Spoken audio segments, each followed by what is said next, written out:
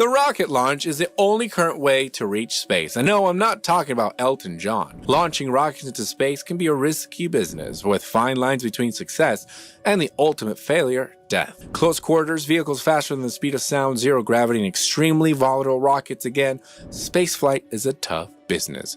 In the 52 years since the beginning of American efforts to reach space, more than 160 launches, including that of the orbiting Carbon Observatory on February 24, have failed. NASA Antares. On October 28, 2014, Orbital's Antares rocket had been slated to bring food, water, and supplies for the crew of the International Space Station. The launch was part of NASA's commercial resupply program, which takes commercial companies with periodically resupplying the station. But just 15 seconds after liftoff from NASA's Wallops Flight Facility in Virginia, the rocket blew up in a fiery nighttime display. After looking into the failure, NASA believes that an explosion occurred in the turbo pumps, or the spaghetti-like tubes, on one of the two main AJ-26 engines used on the Antares. Somehow, pieces of the turbo pumps rubbed together and ignited, causing the engines to lose thrust and the rocket to fall back to Earth. However, the report fails to pin down what caused the turbo pumps to rub together. NASA also argues there are two other equally likely causes for the failure. One could be the design of the AJ-26 engine wasn't, quote, robust enough, and the way the turbo pumps are built made them susceptible to fires. Another option is that the foreign debris caused the accident. Weird titanium and silica objects were found in the engine at the crash site, but there was no way to confirm if these objects caused the explosion. SpaceX Falcon 9. For the first time since SpaceX began recovering its Falcon 9 fleet, the company failed to land one of its rockets that were meant to touch down on solid ground. Just 7 minutes after launching from Florida, SpaceX's Falcon 9 rocket was preparing to land on the company's concrete landing pad back near the launch site at Cape Canaveral. But footage from the booster showed it spinning out of control, and SpaceX commentators confirmed that the vehicle hit the Atlantic Ocean instead. SpaceX CEO Elon Musk blamed the failure on one of the Falcon 9's grid fins, which are used to steer the booster to its intended landing target. Musk says it's possible that SpaceX may be able to recover the vehicle, though arguing it's been damaged and it's still communicating information from the water. He notes that it could be used, quote, internal SpaceX mission, perhaps for an upcoming launch of one of SpaceX's Starlink internet satellites.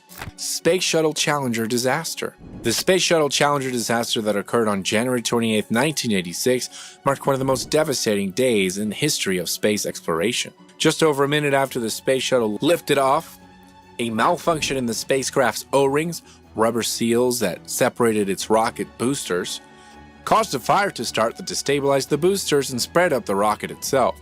The shuttle was moving faster than the speed of sound and quickly began to break apart. The disaster led to the death of all astronauts on board, including civilian teacher Krista McAuliffe, a participant in NASA's Teacher in Space project who was to teach classes and perform experiments while in space. Rest in peace. The shuttle's launch was not widely televised, but the explosion and breakup of the shuttle were visible to spectators on the ground. The launch itself, performed at 26 degrees Fahrenheit, -3 degrees Celsius weather, was predicted to encounter issues by members of the engineering team who knew of the dangers posed to O-rings by such low temperatures. Despite vocalizing these concerns, the mission continued as planned because NASA was against delaying the shuttle's launch anymore, as it had already been delayed multiple times. The disaster resulted in the temporary suspension of the Space Shuttle program and the creation of the Rogers Commission to determine the cause and fault of the disaster. Ariane 5. On June 4, 1996, the maiden flight of the Ariane 5 launcher ended in a failure. Only about 40 seconds after initiation of the flight sequence, at an altitude of about 3,700 meters, the launcher veered off its flight path, broke up, and exploded. A chain of events, their interrelations, and causes have been established, starting with the destruction of the launcher and the tracing back in time towards the primary cause. These provide the technical explanations of the failure of the 501 flight, which lay in the flight control and guidance system. The failure of Ariane 501 was caused by the complete loss of guidance and altitude information 30 seconds after the start of the main engine ignition sequence, 30 seconds after liftoff. Their loss of information was due to specifications and design errors in the software of the internal reference system.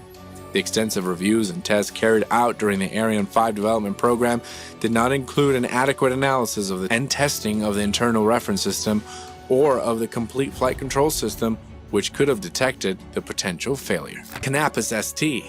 On December 5, 2015, the Russian military learned a tough lesson in engineering for all contingencies. The Russian Aerospace Defense Forces launched the Canopus ST satellite. The rocket launch looked good until the second of the two sats tried to separate from the rocket, but it didn't.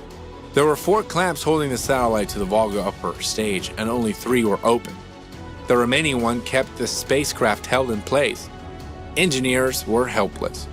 There was no plan for emergency separation. The developers of the technical documentation didn't make an emergency algorithm in the event that the charge-driven piston mechanism would not unlock. The satellite and upper stage circled the planet for days. Locked in a fatal embrace, they would eventually fall back into the atmosphere to burn during re-entry. Charred pieces fell into the Atlantic. After a failure like this, it's easy to point out what should have been done. Even TASS feels obliged to point out how handy a backup system would have been. But engineering spacecraft is all about weight, and keeping things clean and simple is often more reliable. Every backup system creates weight and complexity, and not every contingency can be planned for. Still, every launch is all about payload, and systems that ensure spacecraft deploy properly are worth their weight. But who am I to say? Let's move on. Atlas Centaur. 4 workers were slightly injured and a space rocket was severely damaged when a work platform struck the booster stage on the launching pad and ruptured a fuel tank. The accident occurred as technicians were preparing to remove the Centaur upper stage of the Atlas Centaur rocket to fix a leaky oxygen tank. The NASA statement said the hydrogen tank was damaged extensively when the pressure inside was released. The tank, made of thin stainless steel, is pressurized at 5 pounds per square inch above normal outside pressure to maintain structural strength. NASA had no other details immediately on how the accident happened, nor was it known whether the Centaur stage, which is worth about $12 million, could be repaired. The $78 million Atlas Centaur originally was to have launched an $83 million military communications satellite on June 11th. The launch was delayed after another Atlas Centaur carrying an identical communications payload was struck by lightning and destroyed during a March 26 launch. Proton-M. Russian Proton-M rocket crashed and exploded just seconds after takeoff from the Baikonur Cosmodrome, a spaceport in Kazakhstan. There's been no official statement about what caused the failure. The rocket started to wobble almost immediately after the launch, losing stabilization. It pitched over, and the upper section of the rocket came off, most likely due to aerodynamic stress. That part was not designed to withstand a fierce sideways wind. Moments later, the entire rocket crashed to the ground and exploded. The rocket was carrying 3 navigation satellites called GLONASS, similar to GPS satellites. These were upgrades to the current operating fleet of satellites that have been in place for a few years now. Oh well, guess you'll have to try again, Russia. Space Shuttle Challenger. On January 16, 2003, Space Shuttle Challenger left Earth for its 28th mission. In its 15 days, 22 hours, 20 minutes, and 32 seconds of orbiting the Earth, the crew conducted 80 scientific experiments. On February 1, Challenger began its descent. But just 60 minutes from landing, it abruptly disintegrated. All 7 astronauts on board died, and the aircraft debris blew over eastern Texas. Searchers found human body parts along with pieces of the shuttle.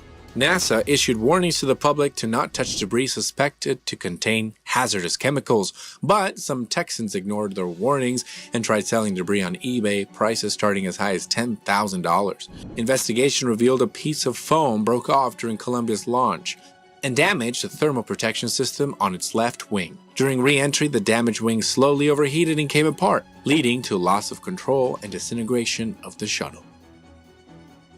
So that's the end of this video, top 8 space launch failures caught on camera. Thanks for tuning in, but before you go, subscribe, like, and share this video, and don't forget, hit that bell icon to check out more interesting videos made just for you.